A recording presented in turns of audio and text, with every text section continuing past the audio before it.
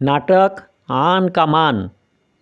ये नाटक हरिकृष्ण प्रेमी द्वारा रचित दुर्गादास राठौर के जीवन पर आधारित है और उत्तर प्रदेश सरकार द्वारा पुरस्कार प्राप्त। इस नाटक का सारे चरित्र एक ही आवाज़ में ही सुनेंगे। नाटक का पात्र इस प्रकार है। दुर्गादास मारवाड़ का सेनानायक, औरंगजेब भारत का मुग़ल सम्राट, अजीत सिंह मारवाड़ का महाराजा, बुलंद अख्तर औरंगजेब का पुत्र अकबर का पुत्र, सुजावत खां मारवाड़ का मुग़ल सूबेदार, मुकुंददास खींची मारवाड़ का एक सेनानायक, कासिम खां दुर्गादास का एक मुसलमान अनुचर, ईश्वरदास औरंगजेब का दूत, सफ़ीउतुन्निसा औरंगजेब का पुत्र अकबर का पुत्री, जीनतुन्निसा औरंगजेब का एक पुत्री, मेहरुन्निसा औरंगजेब का एक पुत्री। नाटक आन की मान भाग 2। बुलंद अख्तर बोले, तो आप मानेंगे ही कि युद्ध जीतने के लिए ताकत और हथियार ही पर्याप्त नहीं है, दिमाग भी चाहिए। दुर्गादास बोला, हाँ, कदाचित दिमाग देवताओं की अपेक्षा राक्षसों के साथ अधिक तेज है। खैर कुछ भी हो, राजपूतों के हाथ पत्थर का पड़ना था कि संदेह की आंधी उठी। ये सभी तुम्हारे अब्बा का शिकार रात को ही छोड़कर 9-2-11 हो गए। उन्हें सचमुच ऐसा जान पड़ा कि तुम्हारा अब्बा उन्हें मृत्यु की कंदरा में खींच लाए थे। तुम्हारे अब्बा ने सुबह उठकर देखा तो राजपूती सेना का निशान तक ना था। उन्हें अपने सपनों का महल ताश के घर सा गिरता हुआ दिखाई दिया। वह आश्चर्य और दुख के व्याकुल मेरे पास आए। उन्हें जब पत्र दिखाया गया तो उनकी आंखों में आंसू छलक आए। उनके मुंह से टूटे फूटे शब्द निकाले, मैं भी चाचा जान मुराद की तरह अभागा हूँ। उन्हें भी धोखे से अब्बाजान ने मारा था और मुझे भी इस चालसाजी से मारा जा रहा है। मैदान में उनकी तलवार से मेरा सर काटता तो मुझे खेद ना होता। तुम्हारे अब्बाजान के संतप्त हृदय से उच्चारित धार्मिक शब्दों को सुनकर मुझे विश्वास हो गया कि सचमुच धूर्तराज औरंगजेब ने गहरी चाल चली है। बुलंद अख्तर बोला, लेकिन राजपूतों को यह विश्वास नहीं हुआ। दुर्गादास बोले, हाँ, नहीं हुआ। जानते हो, दूध का जला छाछ को भी फूंक फूंक कर पीता है।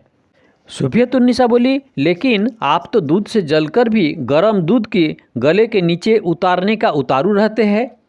दुर्गादास बोला, बेटी, धोखा देने से धोखा खाना अधिक अच्छा है। दुर्गादास ने धोखे की लड़ाई कभी नहीं लड़ी है। सत्य बात कहने में वह कभी नहीं चूका है। लोभ उसे गुलाम नहीं बना सका है। मृत्यु उसे डरा नहीं सका है। उसे भरोसा था कि तुम्हारे अब्बा का साथ देकर उसे प्राण भी देना पड़े तब भी एक बाप के बेटे 50,000 राठौरों में से जब तक एक भी जीवित है, मारवाड़ के धनी अजीत सिंह का बाल भी बांका नहीं होने पाएंगे। इसलिए उसने अपना भाग्य तुम्हारा अब्बाजान के साथ छोड़ दिया और मारवाड़ के शिशु धनी अजीत सिंह जी को मारवाड़ की तलवारों की छाया में छोड़कर अपने थोड़े से साथियों के साथ तुम्हारे अब्बा को लेकर दक्षिण में महाराष्ट्र छत्रपति शिवाजी के पास पहुंचा। सफ़ीउन्निसा बोली, लेकिन आपका पीछा तो मुग़ल सेना कर रहे होंगे। उससे बचकर आप कैसे संभाजी के पास तक पहुँचे? दुर्गादास बोले, कैसे पहुँचे वह तो हम ही जानते हैं। कितनी चढ़ती हुई नदियों को हमारे पार किया, कितने घने जंगल के बीच से हम गुजरे, कितने धूप और वर्षा अपने मस्तक पर सही, कितना बार मृत्यु हमारे सामने मुँह फाड़े हुए हमें दिखाई दी, कितने दिन और रात बिना खाए पिए हम चलते रहे हैं। मुझे अपने ऊपर तो दया नहीं आई, लेकिन तुम्हारे अब्बा पर तरस जरूर आया। मखमली गद्दे से नीचे जो कभी पाँव नहीं रखते थे, वे युद्ध भी करते थे तो अपने डेरे पर बैठे कर ही युद्ध की शतरंज बिछाते थे। उन्हें मैंने जंगल जंगल भटकाया। कोई रातें बिना सोए घोड़े के पीठ पर ही बीत गए। बुलंद अख्तर बोला, विपत्तियाँ मानुष को बलवान बनाती है। दुर्गादास बोले, हाँ शाहजादे, मनुष्य को चाहिए कि मुसीबतों से मित्रता करता रहे, उन्हें आमंत्रण देता रहे। हम राजस्थानी तो मुसीबतों की गोद में जन्म लेते हैं, मुसीबत की सेज पर अंतिम निद्रा में सो जाते हैं। यहाँ की धरती अन्न देने में कंजूस है। हवा जहाँ बादलों को नहीं लाती, ऊपर से सूर्य आग बरसता है, नीचे से बालू तापती है। 30 पर हमारे स्वाभिमान और स्वाधीनता प्रेम को न सह सकने वाला साम्राज्य लोलुप व्यक्ति हमारा शिकार करने को घूमते हैं। विपत्तियाँ हमारी रोज़ की सहेलियाँ हैं। मौत से हम डरते नहीं हैं, लेकिन तुम्हारे अब्बाजान के लिए तो यह नया अनुभव था। सफीउन्निसा बोली, लेकिन उन्होंने आपका साथ निभाया तो? दुर्गादास बोला, हाँ, बहुत वीरता से। आखिर उन्होंने बहादुर बादशाह के वंश के जन्म लिए है। घोड़े की पीठ ही उनकी सेज रही है। जो आदमी की ऊंचाई जितने हिम से आच्छादित मार्गों पर चलने में कभी नहीं संकुचाए, जो कभी सम्राट तो कभी रास्ते के फकीर नजर आते थे, जिनके साहस का मार्ग न तो शत्रु की तलवारें रोक सकी, ना ऊंचे पर्वत, ना गहरी खाइयाँ, किंतु आज उनके वंशजों को वैभव ने विलास प्रिय बना दिया है। आज अपरिमित धन के वे स्वामी हैं, जिसके लाखों की संख्या में उनकी तरफ से संग्राम करने वाला प्राप्त हो जाते हैं। फिर भी उनमें अपूर्व तेज और साहस कभी कभी जाग ही पड़ता है। कम से कम औरंगजेब में मैंने उसके दर्शन किए हैं। बुलंद अख्तर बोला, जो व्यक्ति आपको शत्रु समझता है और जो वर्षों से आपकी जान का ग्राहक बना हुआ है, आप उनकी प्रशंसा करते हैं? दुर्गादास बोला, शत्रुता आँखों का प्रकाश तो नहीं छीन लेती शाहजादा हुजूर। मैंने उन्हें अपनी आँखों पैदल ही केवल एक तलवार लेकर मतवाले हाथी से युद्ध करते देखा है। उस समय वह केवल 15 वर्ष के थे। पूत के लक्ष्मण पालने में नज़र आ जाते हैं। मैं तो उस समय उनसे भी छोटा था, लेकिन मुझे उनसे ईर्ष्या हुई थी। मैंने उन्हें युद्ध के मैदान में जब शत्रु की तोपें आग बरसा रहे थे, निश्चिंतता से नमाज पढ़ते हुए देखा है। बड़ी से बड़ी विपत्ति में भी उन्होंने अपने मस्तिष्क का संतुलन नहीं खोया। उनके नेतृत्व में युद्ध करने में योद्धाओं को आनंद आता है। सफीउन्निसा बोली, इस समय तो आप बाबाजान की प्रशंसा के इस प्रकार पुल बांध रहे हैं मानो वह आपके आत्मीय है। दुर्गादास बोले, मैंने मन में अनेक बार यह बात उठी है कि काश सम्राट औरंगजेब भारत का हृदय जीतने का यत्न करते तो कितना अच्छा होता। भारत उनके सारों अपराधों का क्षमा कर देता। तख्त पाने के लिए जो भी नृशंस कार्य उन्होंने किए, उन्हें भुलाया जा सकता था। यदि यह मनुष्य में भेद करने की नीति न अपनाते तो देवता के समान पूज्य होते। हमें हमारी ही घर में गुलाम बनाकर स्वयं स्वामी बनने का यत्न किया है, वही भारत स्वीकार नहीं कर सकता, नहीं करेगा। बुलंद अख्तर बोले, लेकिन क्षमा कीजिए, आपके किए क्या हो सका?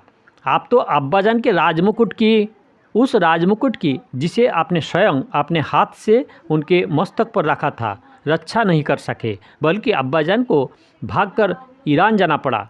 दुर्गादास बोला, मानता हूँ शाहजादा हुजूर कि मेरी क्यों कहूँ, मुझे हमारी कहना चाहिए। औरंगजेब से जो लड़ाई है वह अकेले दुर्गादास जी नहीं है, बल्कि भारत के प्रत्येक उस व्यक्ति की है जो मानवता पर विश्वास करता है, जो धर्म के नाम पर मनुष्य के विभिन्न वर्गों समुदायों में विभाजन को पाप मानता है। हाँ, तो मैं कह रहा था कि हम अपनी मंजिल से अभी दूर है।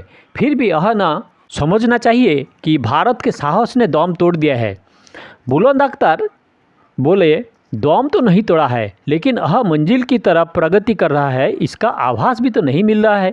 दुर्गादास बोला, यह तो आकाश के नक्षत्र ही जानते हैं, वह ये आंखें देख सकते हैं जो अदृश्य जगत के पर्दे को चीर कर झांक सकती है कि भारत के कदम किस और हो रहे हैं।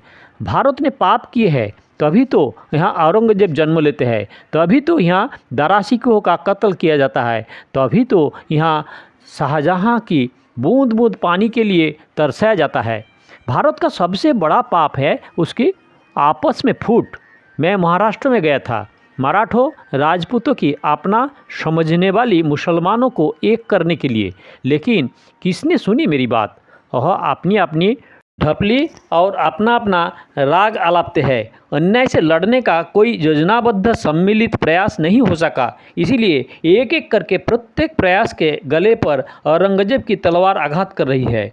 संभाजी की आंखों को निकाला जाना और उसके बाद उसका वध किया जाना मराठे देखते हैं, राजपूत देखते हैं, मुसलमान देखते हैं। संभाजी की मंत्री कवि कलश की जीभ काटते देखते हैं। एक उदासी से भरी हुई सांझ के अकबर के जहाज़ को भारत की सीमा छोड़ते देखते हैं। अत्याचार के विरुद्ध जहाँ जहाँ तलवार उठती है, तलवार से तलवारें भिड़ती है, खून की नदियाँ बहती है।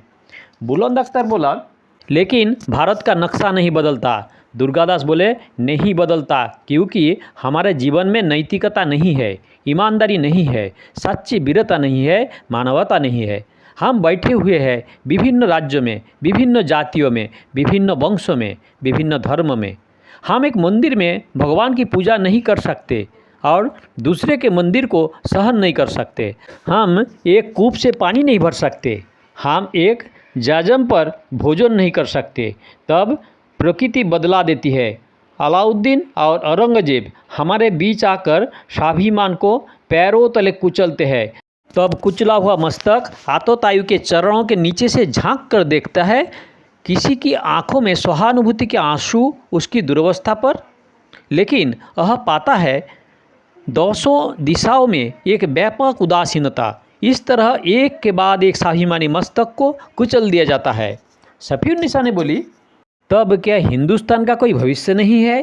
दुर्गादास बोला, है क्यों नहीं, लेकिन भारत का भविष्य राजाओं के हाथ में नहीं है। यह जनसाधारण में से जन्म लेने वाला शिवाजी के हाथ में है।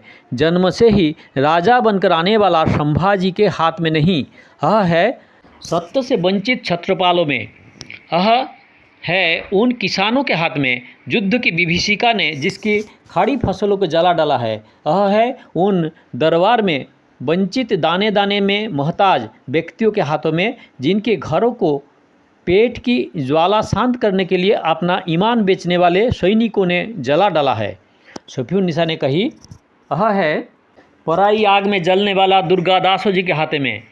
देश में पहले अपने मस्तक के राजमुकुट की रक्षा के लिए प्रयत्नशील महाराजा जसवंत सिंह के हाथ में नहीं। दुर्गादास बोला, हा हा हा हा, पराई आग में जलने वाले दुर्गादास? क्या कहा तुमने शहजादी? पड़ोसी के घर में लगी हुई आग को हम अपने घर में लगी हुई आग समझकर बुझाने का यत्न नहीं करें तो हमारा घर भी जलेगा। दुर्गादास को देवता समझने की भूल ना करो शहजादी। दुर्गादास भी साधारण सैनिक है।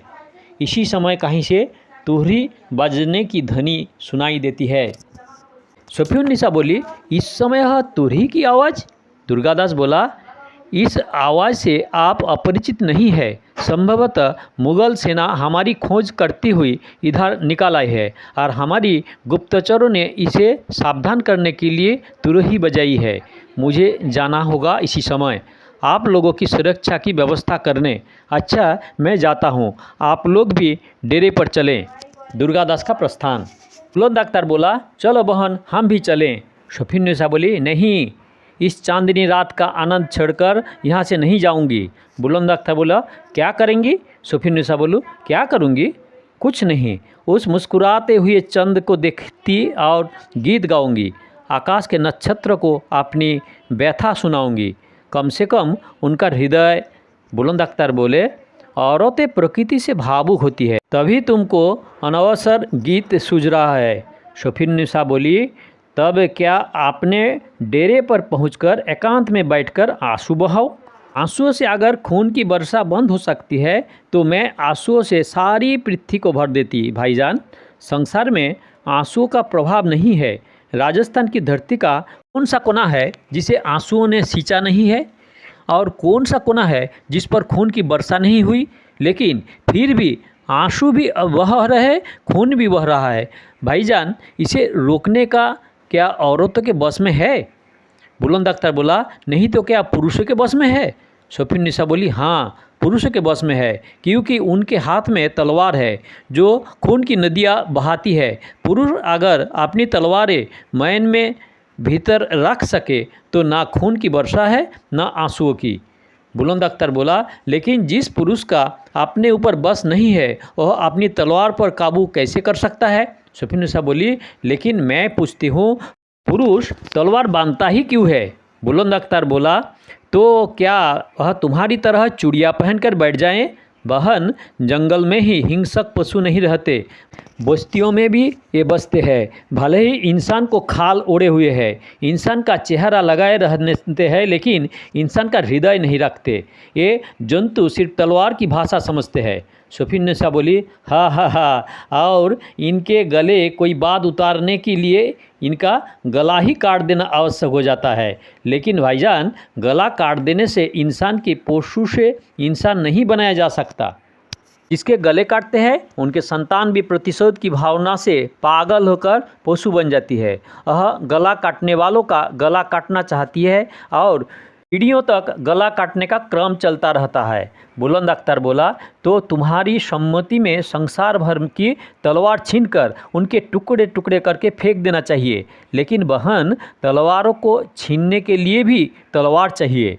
शफीनुन्निसा बोली, लेकिन भाईजान, तलवार को प्यार से भी छीना जा सकता है। आपने हिंदुस्तान का इतिहास पढ़ा है? एक बार सम्राट अशोक ने कलिंग युद्ध से द्रवीभूत हो अपनी तलवार फेंक दी और फिर प्यार से सबकी तलवारें छीन ली थी। अशोक का साम्राज्य बाबाजान के साम्राज्य से छटा नहीं था। बुलंद अख्तर बोला, लेकिन क्या सम्राट औरंगजेब को अशोक बनाया जा सकता? नहीं बहन, नहीं, मुझे संभव नहीं जान पड़ता। इतिहास के कुछ पहले ही 2 पृष्ठा खोल कर देखो। बाबा नानक ने प्रेम का संदेश देकर हिंदू मुसलमानों को एक दूसरे पर तनी हुई तलवारों को रोकना चाहता था। अब उनके शिष्य, उनके अनुगामी तलवार बांधने लगे हैं। शफीनुन्निसा ने बोली, कारण कि उनके अनुयायियों में एक भी बाबा नानक सा संत नहीं हुआ। उनके जैसे विशाल हृदय वाला, उनके जैसा वीर, शीश काटने की अपेक्षा हंसते हंसते शीश काटाने में अधिक शौर्य है। भाईजान, मैं तो कहूँगी कि अब्बाजान ने बाबाजान की तलवार का सामना तलवार से करने का मार्ग पकड़कर भूल ही की है। दुर्गादास जी ने भी हिंसा से रक्षा पाने के लिए हिंसा का ही सहारा लेकर अच्छा नहीं किया। बुलंद अख्तर बोला, तो तुम्हारी सम्मति में दुर्गादास जी अबोध शिशु अजीत सिंह जी को बाबाजान की गोद में डाल देते कि लीजिए काटिए इनकी गर्दन, और अब्बाजान बाबाजान के आगे सिर झुका देते और कहते, इसे धड़ से जुदा कर दीजिए। शफीनुन्निसा बोली, मैं तो यह नहीं कहती कि बालक अजीत सिंह को चिरो भूखे सिंह सम्राट औरंगजेब की डांड में डाल देना चाहिए था, लेकिन यह अवश्य कहूँगी कि दुर्गादास जी और उनके साथी तलवार पकड़ने के बजाय अपने प्राण देने को प्रस्तुत हो जाते। सारा मारवाड़ जान बचाने के लिए तलवार पकड़ने का यत्न करके हर कष्ट सहने और जान देने की तैयार हो जाता। अब्बाजान राजपूतों का सहारा लेने के बजाय बाबाजान से ही कहते, अजीत सिंह की जगह अपनी जान आपको देता हूँ। फूफीजान जेबुन्निसा बेगम अब्बाजान को विद्रोह के लिए भड़काने के बजाय बाबाजान से कहती, तुम गलत रास्ते पर चल रहे हो, मैं जीते जी ऐसा नहीं होने दूंगी। और हिंदू सहस्त्रों की संख्या में बंदीगृह में जाने कीड़े खाते और कटवाते, लेकिन जजिया नहीं देते, तो मुझे भरोसा है बाबाजान का हृदय भी कांप जाता।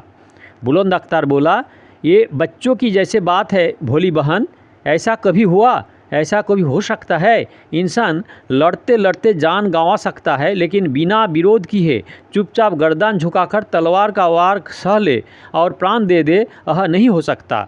हिंसा से लड़ने का यह मार्ग है ही नहीं। शफीनुन्निसा ने बोली, लेकिन हिंदुस्तान के लिए यह मार्ग नया तो नहीं है भाईजान। चित्तौड़ की वीरांगना पद्मिनी अपनी पवित्रता और सम्मान की रक्षा करने के लिए किस तरह अपने हजारों साथियों के साथ जौहर की ज्वाला में समा गई थी, क्या वह तुमने नहीं पढ़ा?